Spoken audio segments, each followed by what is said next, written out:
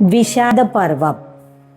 കഥ എഴുതിയത് ടെസി പ്രസാദ്. സ്റ്റെല്ലയുടെ കണ്ണുകൾ ആർക്കോ വേണ്ടി തിരഞ്ഞുകൊണ്ടിരുന്നു. കാതുകൾ ആരുടെയോ ശബ്ദം കേൾക്കുവാനായി കൊതിച്ചു. വിറയാർന്ന കൈകൾ ഒരു സ്പർശനത്തിനായി കൊതിച്ചു.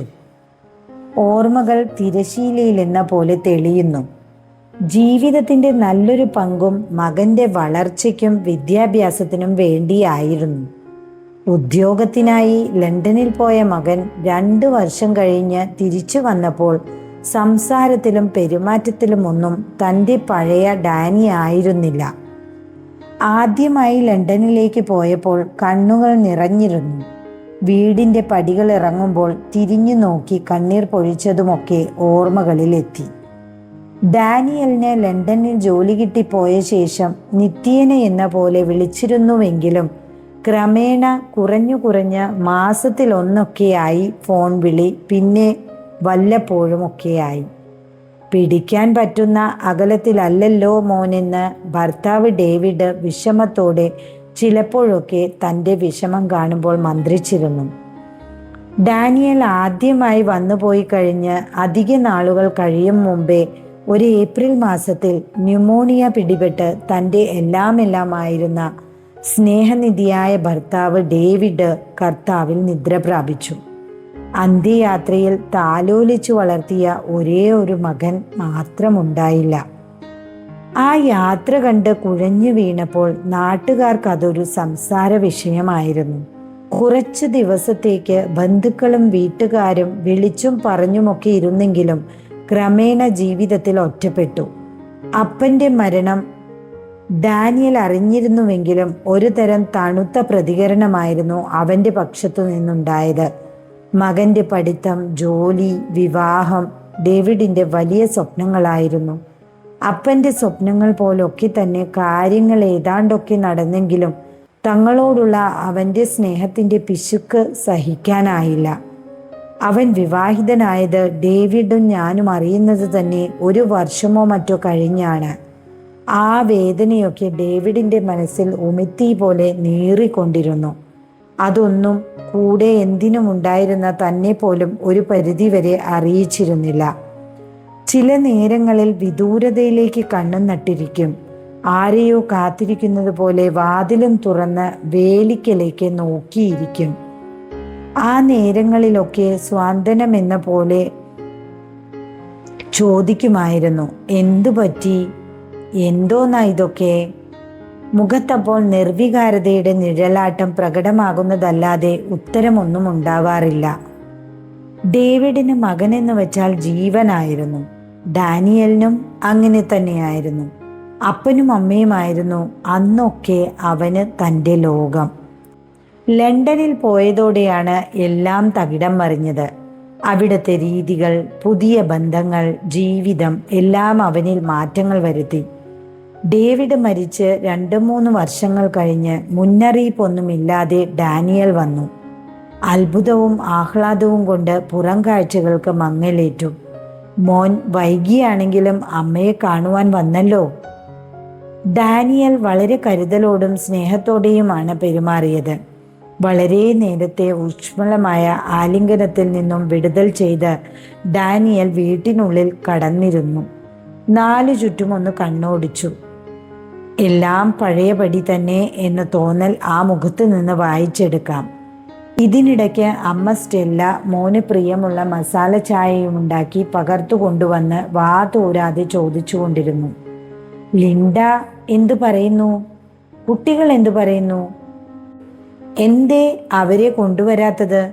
എല്ലാറ്റിനും അവൻ ഒറ്റ വാക്കിൽ മറുപടി പറഞ്ഞു. എന്തൊക്കെയോ വീണ്ടും ചോദിക്കണമെന്നുണ്ടായിരുന്നെങ്കിലും ഒന്നിനും സാധിക്കുന്നില്ല. ഏറെ നാളത്തെ ഇടവേളയ്ക്ക് ശേഷമുള്ള മകൻ്റെ ഈ വരവ് അത്രയ്ക്ക് സന്തോഷമുളവാക്കി. ഒടുവിൽ പണിപ്പെട്ട് ചോദിച്ചു, എന്തേ ഒരു മുന്നറിയിപ്പുമില്ലാതെ വന്നത്? ഓരോ വട്ടവും ടെലിഫോൺ ശബ്ദിക്കുമ്പോൾ നിന്റെ ശബ്ദം പ്രതീക്ഷിച്ച് ഫോൺ എടുക്കുമായിരുന്നു. പക്ഷേ വിതുമ്പൽ കണ്ണു നിറച്ചു. അമ്മ ഇവിടെ തനിച്ചല്ലേ? ഞാൻ ഒരുപാട് മിസ് ചെയ്യുന്നു. അമ്മയെ കൂടി അവിടേക്ക് കൊണ്ടുപോകാനാണ് വന്നത്. കേട്ടപ്പോൾ സ്തംഭിച്ചു നിന്നുപോയി. ഇക്കാലം അത്രയും ഡേവിഡുമായി ജീവിച്ചതിൻ്റെ ഓർമ്മകളുള്ള വീട്, മരിക്കുന്ന നേരത്ത് പോലും കയ്യിൽ സൂക്ഷിച്ചിരുന്ന കൊന്തയും ബൈബിളും, ഡേവിഡ് ഉപയോഗിച്ചിരുന്ന സാധനങ്ങൾ, അതൊക്കെ ഉപേക്ഷിച്ച് മാത്രമോ ഡേവിഡിന്റെ വേർപാടും മകന്റെ നിസ്സഹകരണവും ഏൽപ്പിച്ച വേദനകളിലും വിരഹങ്ങളിൽ നിന്നും മോചനമേകിയ വളർത്തുമൃഗങ്ങൾ, പക്ഷികൾ, ചെടികൾ, അവരുമായി ചിലവിട്ട നൊമ്പരങ്ങൾ, മറന്ന നിമിഷങ്ങളൊക്കെ ഒരു ദിവസം ഉപേക്ഷിച്ചു പോവുക അത്ര എളുപ്പമാണോ? കുറച്ചു നേരം മുഖത്തേക്ക് നോക്കിയിരുന്നവൻ എൻ്റെ മനോവ്യാപാരം അറിയാനെന്ന പോലെ, അമ്മ ഞങ്ങളോടൊപ്പം അവിടെ സുഖമായി ജീവിക്കും. നോക്ക്, ഇതെൻ്റെ വീടാണ്, ഞാൻ ജനിച്ചു വളർന്ന വീട്. നിന്റെ അപ്പൻ ഇവിടെയായിരുന്നു ജീവിച്ചിരുന്നത്. ഇവിടം വിട്ട് എവിടേക്കും ഞാനില്ല. അമ്മ, ഈ വീട് വളരെ പഴക്കം ചെന്നതാണ്. വാതിലും മേൽക്കൂട്ടുമൊക്കെ ദ്രവിച്ചു തുടങ്ങി. ഇവിടെ തനിച്ച് താമസിക്കണ്ട. ലണ്ടനിൽ അമ്മയ്ക്ക് നല്ലൊരു ജീവിതം കിട്ടും. ലിൻഡ അതാണ് ആഗ്രഹിക്കുന്നത്.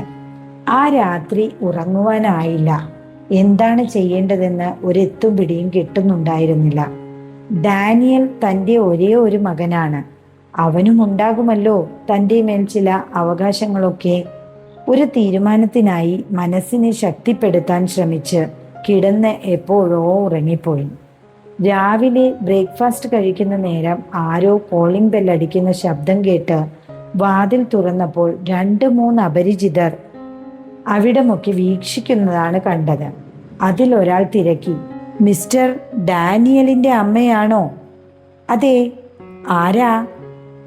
ഡാനിയൽ? ഉണ്ട്, വിളിക്കാം, കടന്നിരിക്കും. അപ്പോഴേക്കും ഡാനിയൽ പുറത്തേക്ക് ഇറങ്ങി വന്ന് അഭിസംബോധന ചെയ്ത് വീടും പറമ്പുമൊക്കെ കാണിച്ചു കൊടുത്തു. അവരിറങ്ങിക്കഴിഞ്ഞപ്പോൾ ഡാനിയൽ പറഞ്ഞു, വീടും പറമ്പും നോക്കാൻ വന്നവരാണ്. അപ്പോൾ നേരത്തെ നിശ്ചയിച്ചതാണല്ലേ? ഇതിന് കിട്ടുന്ന തുക മുഴുവനും അമ്മയുടെ പേരിൽ തന്നെ ഡെപ്പോസിറ്റ് ചെയ്യും. അമ്മ ഞങ്ങളോടൊപ്പം ജീവിക്കണം. വളരെ സന്തോഷത്തോടും സ്നേഹത്തോടും കൂടിയാണ് അവൻ ഇതൊക്കെ പറഞ്ഞത്. ശരിയല്ലേ? ഞാൻ ഈ വയസ്സുകാലത്ത് ഒറ്റയ്ക്ക് ഇവിടെ കഴിയുമ്പോൾ നോക്കെത്താത്തിടത്ത് അവൻ എങ്ങനെ സമാധാനം കിട്ടും? ആ സ്നേഹപ്രകടനത്തിന് മുന്നിൽ വഴങ്ങേണ്ടി വന്നു. പിന്നീട് കാര്യങ്ങളെല്ലാം വളരെ പെട്ടെന്നായിരുന്നു. അത്യാവശ്യ സാധനങ്ങൾ മാത്രമെടുത്ത് താക്കോൽ ഏൽപ്പിച്ചപ്പോൾ ഹൃദയം വിങ്ങി. യാത്രാവേളയിൽ വണ്ടി പള്ളി സെമിത്തേരി കടന്നപ്പോൾ മനസ്സുകൊണ്ട് ഡേവിഡിനോട് യാത്ര പറഞ്ഞു. നമ്മുടെ മോന്റെ കൂടെയല്ലേ? എയർപോർട്ടിൽ സന്ദർശകർക്കായി ഒരുക്കിയിരിക്കുന്ന സ്ഥലത്തൊരിടത്തിരുത്തിയിട്ട് ഡാനിയൽ ഏതോ ഒരു കാര്യത്തിനായി പോയി. ആളുകൾ വന്നും പോയും ഇരിക്കുന്നു. കുട്ടികൾ ഓടി നടന്ന് ബഹളം വെക്കുന്നു. ചിലർക്ക് എന്തെന്നില്ലാത്ത ധൃതിയാണ്. ചിലരിൽ സന്തോഷമാണെങ്കിൽ ചിലരിൽ സങ്കടമാണ് ഭാവം. ശരിക്കും സ്നേഹം എന്ന പ്രക്രിയ ഹൃദയത്തിൽ നിന്നും ഹൃദയത്തിലേക്ക് പോകുന്ന സുതാര്യമായ ഒരു അനുഭൂതിയല്ലേ? ആ അനുഭൂതിയുടെ മൂർധന്യതയിലാകണം ഡാനി തന്നെ തേടി വന്നത്. അവിടെ ഇരുന്ന് ചിന്തിച്ചു, താൻ എത്ര ഭാഗ്യം ചെയ്തവളാണ്. ഡാനി അവൻ്റെ അമ്മയെ കൂടി കൊണ്ടുപോകുന്നു.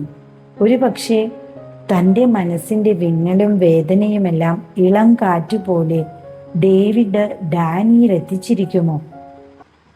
താൻ ഇരുന്നിടം ഇപ്പോൾ ശൂന്യമായിരിക്കുന്നു. വന്നവരും പോകുന്നവരുമെല്ലാം പിരിഞ്ഞിരിക്കുന്നു. ഇനി ഡാനി എവിടെ? എത്ര നേരമായി പോയിട്ട്? Dani, Dani! പരിഭ്രമം കലർന്ന വിളി കേട്ട് ഒരു എയർപോർട്ട് ജോലിക്കാരി അടുത്തു വന്ന് വിവരം തിരക്കി. സമാധാനിപ്പിച്ചിരുത്തി. സമയമേറെ കഴിഞ്ഞിട്ടും ഡാനിയൽ മാത്രം വന്നില്ല. വ്യാകുലതയോടെ ഓരോരുത്തരെയും ശ്രദ്ധിച്ചു. അല്ല, ഡാനിയല്ല. ഡാനി മാത്രം വന്നില്ല. കൈവശമുണ്ടായിരുന്ന വിവരങ്ങൾ ജീവനക്കാരി വാങ്ങി ചെക്ക് ഇൻ കൗണ്ടറിലെ സ്റ്റാഫിനെ കാണിച്ചു. അപ്പോഴേക്കും ലണ്ടനിലേക്കുള്ള ഫ്ലൈറ്റ് ഡാനിയെയും കൊണ്ട് ടേക്ക് ഓഫ് ചെയ്ത് കഴിഞ്ഞിട്ട് അരമണിക്കൂറിലേറെയായി എന്ന് അവരറിയിച്ചപ്പോൾ കണ്ണുകളിൽ ഇരുട്ട് കയറി. ചുറ്റും കീഴ്മേൽ മറിയുന്നു. വീഴാതിരിക്കുവാൻ അടുത്ത് കണ്ട കസേരയിലേക്കിരുന്നു. ഹൃദയം നുറുങ്ങുന്നത് പോലെ. എന്തിനായിരുന്നു ഡാനി ഈ നാടകമൊക്കെ കളിച്ചത്? എന്നോട് എന്തിനിത് ചെയ്തു? എത്ര നേരം ആ ഇരിപ്പ് അവിടെ ഇരുന്നെന്നറിയില്ല. ഒരു സ്ത്രീ വന്ന് തട്ടി വിളിച്ചു. അമ്മേ, വരൂ, പോകാം. എവിടേക്ക്? നമുക്ക് സ്നേഹഭവനിലേക്ക് പോകാം. അവരുടെ താങ്ങോടെ യാന്ത്രികമായി നടന്ന് വാനിൽ കയറുമ്പോഴും വിങ്ങുന്ന മനസ്സിൽ ആ ചോദ്യമായിരുന്നു. വലിയൊരു ഗേറ്റിന് മുന്നിൽ വാൻ നിർത്തിയപ്പോൾ പോർച്ചിലെ ബോർഡിൽ എഴുതിയിരിക്കുന്നത് കണ്ടു. ആനന്ദഭവനം.